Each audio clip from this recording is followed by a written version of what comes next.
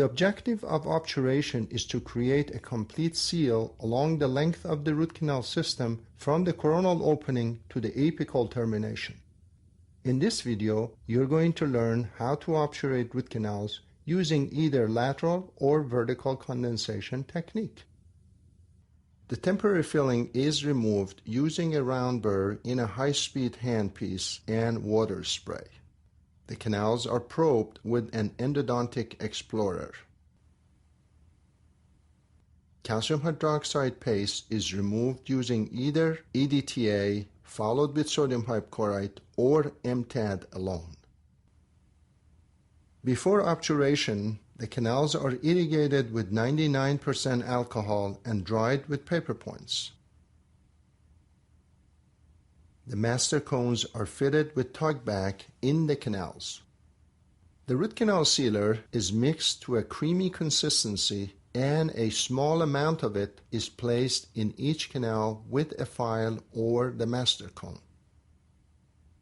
After placing the master cone, a D11 spreader is set to within 1 to 2 millimeters from the working length.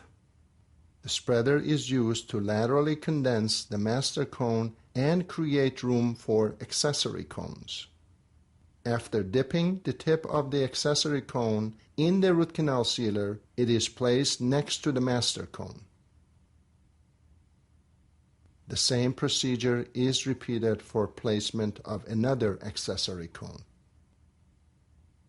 A radiograph is taken to confirm complete obturation of this canal.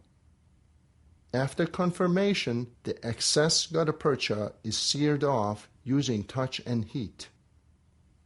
The sealer is placed in the other mesial canal using a number 30 hand file.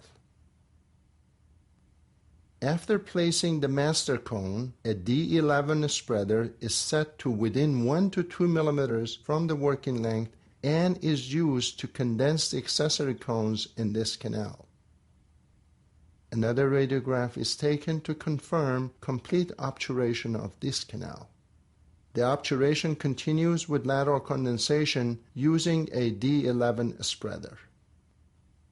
The excess gutta percha is seared off using a touch and heat unit and condensed with large pluggers. A small amount of sealer is placed in the distal canal using a hand file. A medium fine gutta percha that fits within 1 to 2 millimeters from the working length is inserted in this canal. Another cone coated with sealer is placed next to the master cone, and the coronal portion of the cones is seared off using touch and heat instrument. The heated gutta percha is condensed with a large plugger. More vertical condensation of gutta percha is performed by removing coronal gutta percha with touch and heat instrument and condensing the filling material to within 5 millimeters of the working length. A radiograph is taken to confirm complete obturation of the apical portion of the distal canal. Removal of coronal gutta percha and condensation of warm gutta percha can be performed with a System B unit. Hot gutta percha is deposited in small increments using an Obtura gun. The gutta percha is condensed with large pluggers. This process continues until the entire canal is filled. Obturated canals can be seen in the mesial canals as well as the distal canal. After removing 2 to 3 millimeters of the coronal gutta percha from the orifice of each canal using a touch and heat instrument, amalgam is condensed into the orifice of each canal.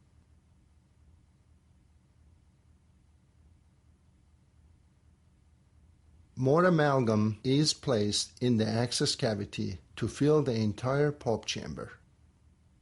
Restoring the access opening with amalgam maintains crown retention at its original levels and usually does not compromise its retention or its strength. A final radiograph is taken as a reference for comparison with future radiographs to determine radiographic healing of the periapical lesions.